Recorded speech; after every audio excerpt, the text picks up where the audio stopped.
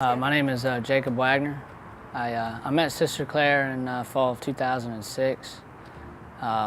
First memory I have of her is being outside in this courtyard right here behind us, and we would just play, felt like all day.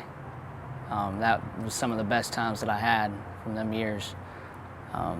It stuck with me because there's not many, people that'll come out, especially in the church, that'll play sports with you like they're a little kid, So that part of it made it fun because you could relate to her on a different level than you could anybody else.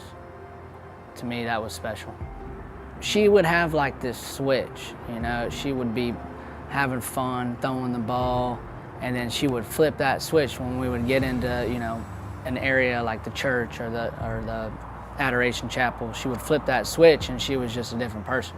Not a different person, but just a whole new shade of seriousness would come over her. And as a child, looking at her and seeing that, you're like, okay, there's a time for play, and there's a time for prayer. And prayer is to be reverenced different, way different than it is outside. You got to be able to flip that switch and still have fun and still joke around. But then when it comes to the more serious things like your relationship with Jesus, you have to be able to shut it off and give him the reverence he deserves. I didn't think that, I meant that much to her, honestly. Years pass by, you get busy doing stuff. But for her to leave that message for me, it's like and I think at the time when I received it, I honestly needed it. It helped.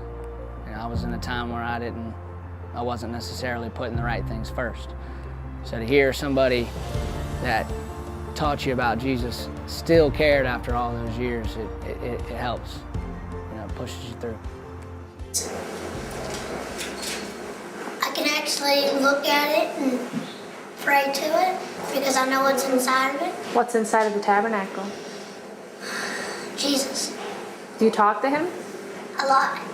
How did First Communion Day go? It's great. It's just like receiving the body of Christ in a real Mass. It's very special. Did you talk to Jesus after? Yeah, and then you learn a lot after that.